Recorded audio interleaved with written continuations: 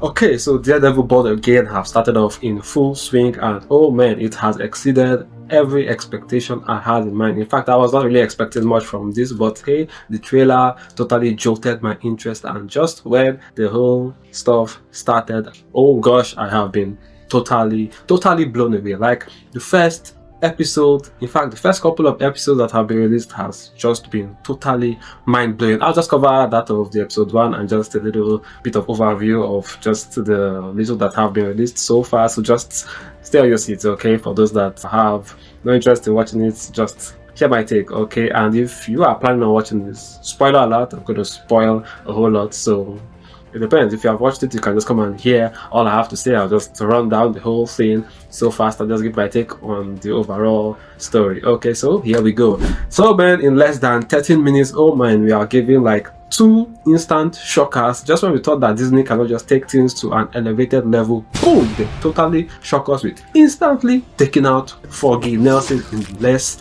than the first 8 minutes. You can imagine.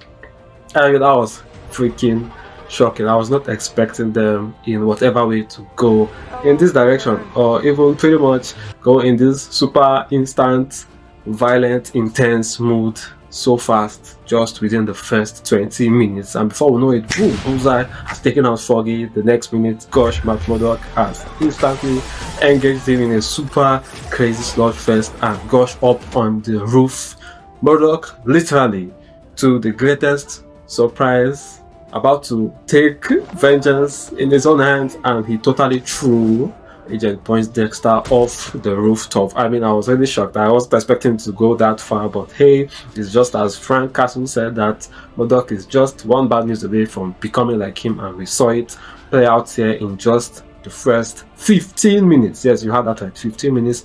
They had showed all this, so much action, so much is already happening, and gosh, we had not even scratched the surface. Like, man, oh man. And that's when I knew that I was in for a ride, man. I was literally on the edge of my seat, just clapping, because man, what I had seen, I was never expecting it to be like this. Like, oh my goodness.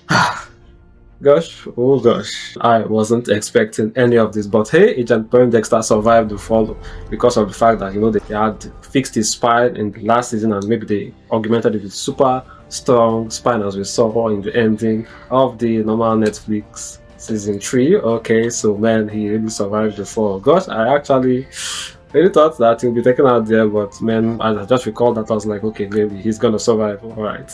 But man, Murdock, that was really surprising to see of his character and whatnot. But hey, Foggy didn't make it, and man, that totally broke Murdock's heart. Now, fast forward immediately, Murdock let the justice system handle Poindexter, and he got life. But man, Murdock was super enraged. You could just see it all over his face and his countenance. Oh man, it was really just a total shocker how things was going. But hey, I was so freaking in for it, man.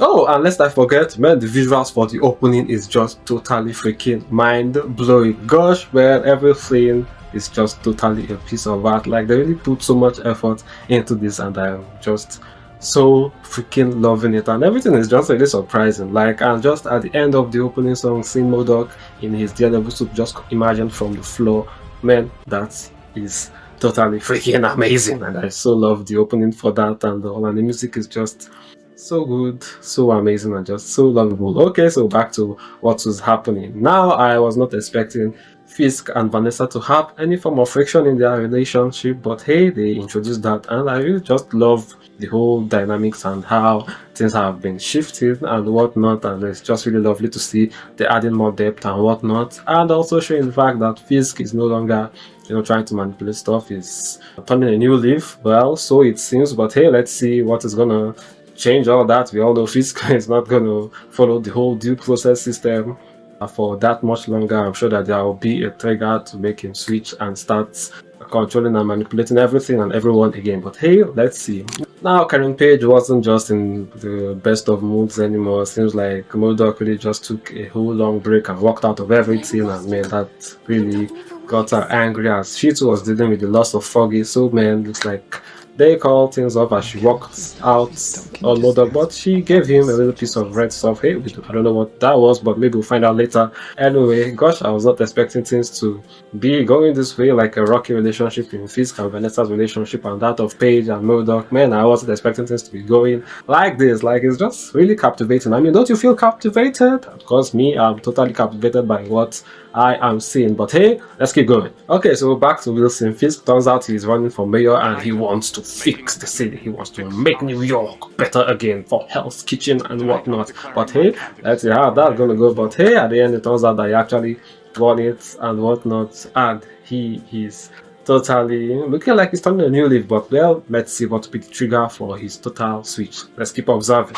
Also, Matt Murdock was hooked up with this new girl, this therapist that his colleague helped link him to, like, unwillingly. Okay, Murdock didn't know that his colleague wanted to do that, but hey, they finally met up, and looks like she told Murdock that the client needed a representation, which Murdock went to hear, and the colleague also told her friend that Murdock needed a therapist and whatnot, but unknowing to both Murdock and the therapist, it was just a ploy to get Murdock to meet the therapist. But hey, let's see how this newfound little sparkles is gonna go. Okay, I was not expecting Paige to be totally out of the picture here, but I like the way it's going. You know, I think they're finding a reason to get Karen Page out of here, like, for some reason the way they just took out Foggy and now Karen Page. But I totally love it. You know, it's actually blending well with the story. But let's see how things go, whether Karen Page will have a friction with this therapist. But so far, it's really looking totally amazing, and I'm so freaking loving it. Okay, so fast forward now, Murdock is totally skeptical about Fisk turning a new leaf and wanting to fix the city. So hey, he turns out to want to speak with Fisk, and just when Fisk is about to address the press, we see boom, Murdock is right there, and well, Fisk passed on the address to the press and went to talk with Matt Murdock.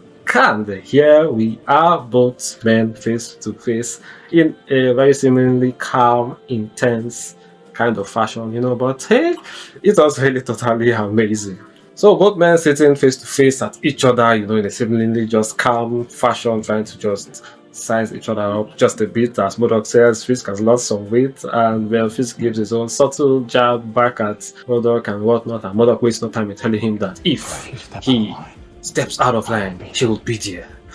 Well, let's see, they are setting up stuff for something in the future, but hey, I am just sewing for it, and Fisk wastes no time in saying the same thing, that if he returns to his night activities, there will be consequences. Well, let's see how that goes, and let's see how long it can stay out of both his night activities and Fisk manipulating stuff, which I totally guess is not gonna take too long. But hey, let's see how things go.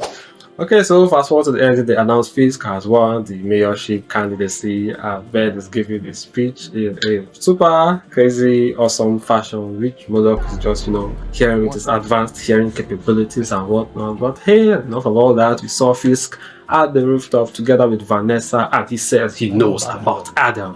And I was like, what? Who the hell is Adam? I don't remember any Adam from any of the seasons, but hey, maybe we'll get to see later on. And then he promises not to kill him, which I was like, maybe like there's something going on, but Fisk not killing him. Well, let's see, maybe he has actually turned a new leaf. But hey, let's see how that goes and how that lasts for.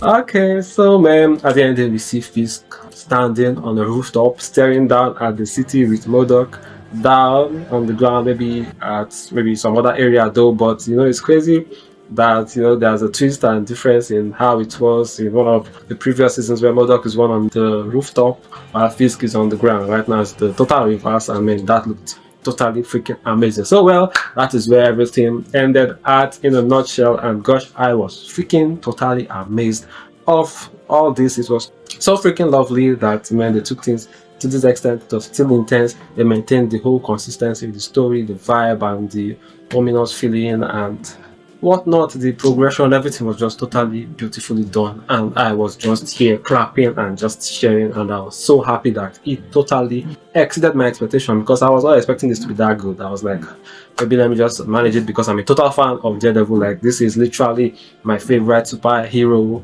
series, and I was like, there's no way I'm not going to watch it. And right now, watching it, I'm just clapping and cheering and just in total elation. I am so happy of how well that the story has been taken so far. But hey, let's see how well things go. I believe that with time the ratings for this will skyrocket, because as Disney has taken over and a bunch of stuff that they have made throughout the past years, where nobody's expecting much from all this, but this looks like it's gonna break that jinx. But hey, let's see how it goes, and I'm hoping that it gets more viewership and whatnot, because this is totally good and I'm just loving it as it is. All right, so yeah, that'll be that for this. I didn't do this in my usual watching style, it's not how I usually watch stuff, but I tried reacting to this and editing, and gosh, I've posted like 8 times, but hey, it never was going through. So I was like, oh, let me just review this normal talking style and just put few clips here and there, okay, and see how that goes. All right, so yeah, that's why I'm doing this like this, because I said I must talk about this on this channel. Okay, so I hope you guys love it and tell me what you thought of this and whether you want to see more of this